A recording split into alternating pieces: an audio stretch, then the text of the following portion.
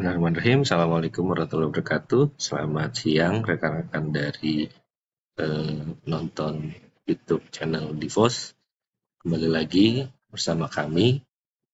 Pada kesempatan kali ini kami ingin menyampaikan mengenai perbandingan ya antara metadata yang tersedia di dalam Web of Science dan juga di dalam Scopus.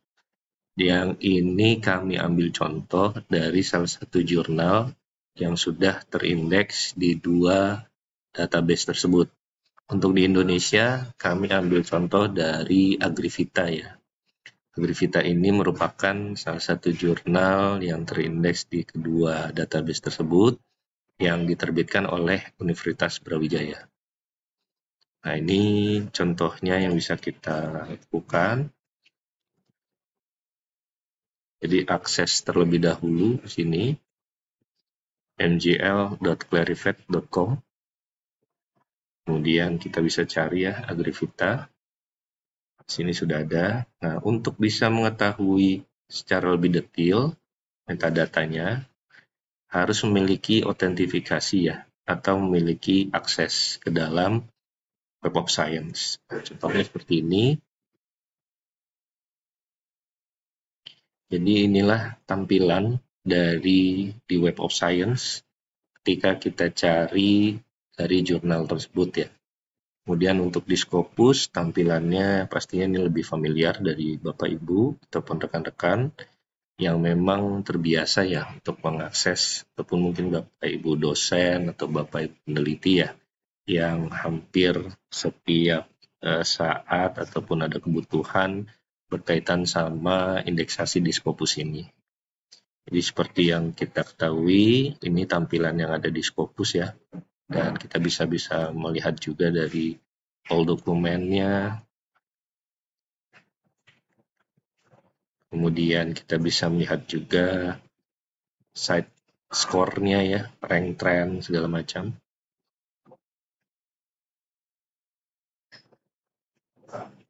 Ini bisa terlihat.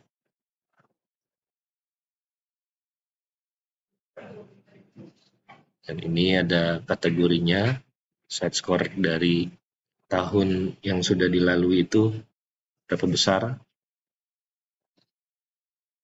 Dan ini berdasarkan dari bentuk beberapa formulasi yang ada ya.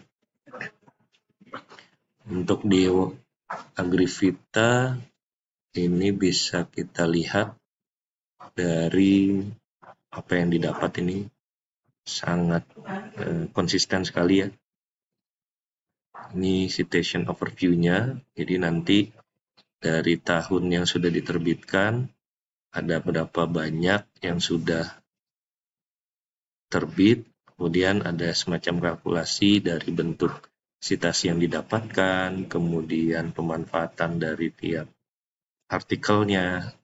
Di sanalah nanti ada semacam formulasi yang dihasilkan untuk bisa menghasilkan seperti halnya di site score di sini.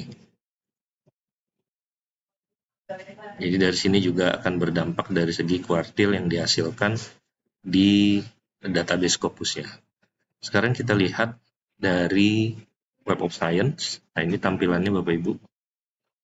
Rekan-rekan bisa melihat, dan di sini menurut saya lebih mudah ya untuk proses landing page-nya, karena kita bisa melakukan proses klik dari sisi sidebar. Jadi kalau kita mau lihat Web of Science coverage-nya, kita tinggal klik di sini. Ini nanti akan merefer ke kolom tersebut. Kemudian kalau kita mau lihat juga apakah mengenai open access information-nya, ini juga bisa dilihat.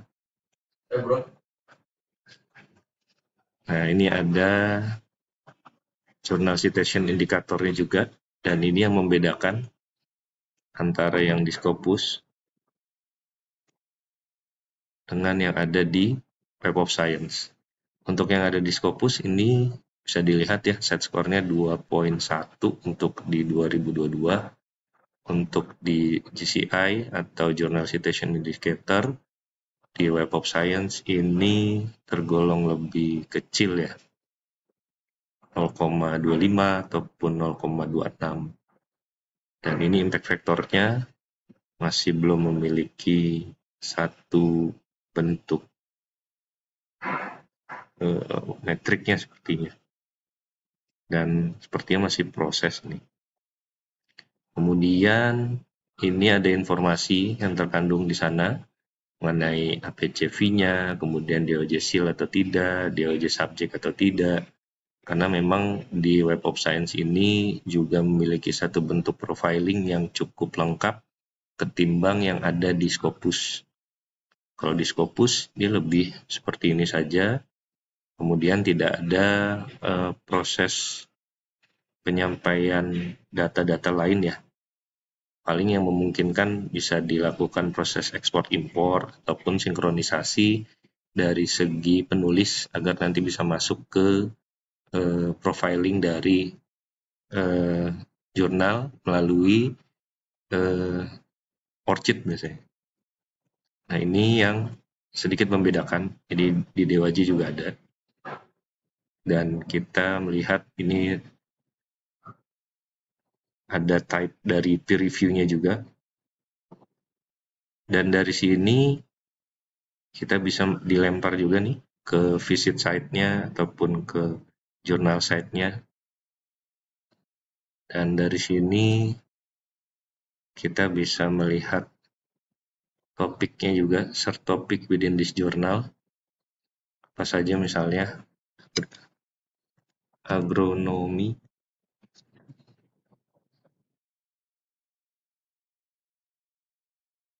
Oh, masih bermasalah sepertinya. Agronomi. Ada sedikit kendala di sini sepertinya. Dan dari sini juga bisa kita lihat fan similar jurnalnya ya. Jadi jurnal-jurnal yang berkaitan sama fokus dan scope yang sama gitu dari Agrivita. Dan dari sini ada juga yang bisa kita lakukan bentuk filter. Kemudian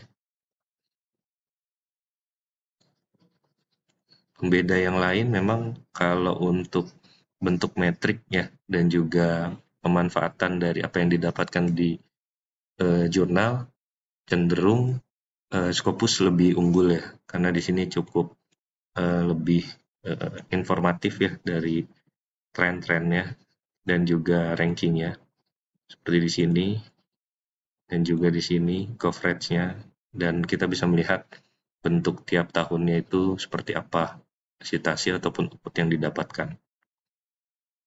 Tapi kalau dari Web of Science untuk yang Agrivita ini kurang begitu terlihat ya profilingnya dan juga apa-apa saja yang didapatkan di tiap tahun gitu. Ini pun ada keterangannya, tapi kalau kelebihannya tadi ya metadatanya paling. Metadatanya untuk profiling dari jurnalnya itu lebih.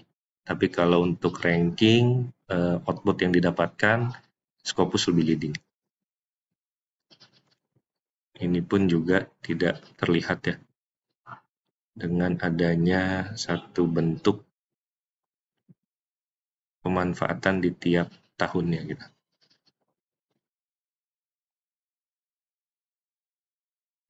Oke, baik. Untuk perbandingannya seperti itu, rekan-rekan. Semoga bermanfaat. Kalau misalnya memang ada yang ingin ditanyakan lebih lanjut, silakan bisa email ke kami di halo@setiadivos.org. Dan kami harapkan juga rekan-rekan pustakawan bisa mengikuti ya setiap isu-isu berkaitan sama database ini karena memang kondisi sekarang peran pustakawan untuk hadir dan juga menyampaikan setiap informasi berkaitan sama database dan indeksasi itu penting adanya. Apalagi yang di perguruan tinggi. Karena berkaitan sama IQ ataupun capaian dari kelembagaan itu sangat tergantung dari hasil-hasil yang dipublikasikan oleh stakeholder dari lembaga tersebut. Demikian, terima kasih. Assalamualaikum warahmatullahi wabarakatuh.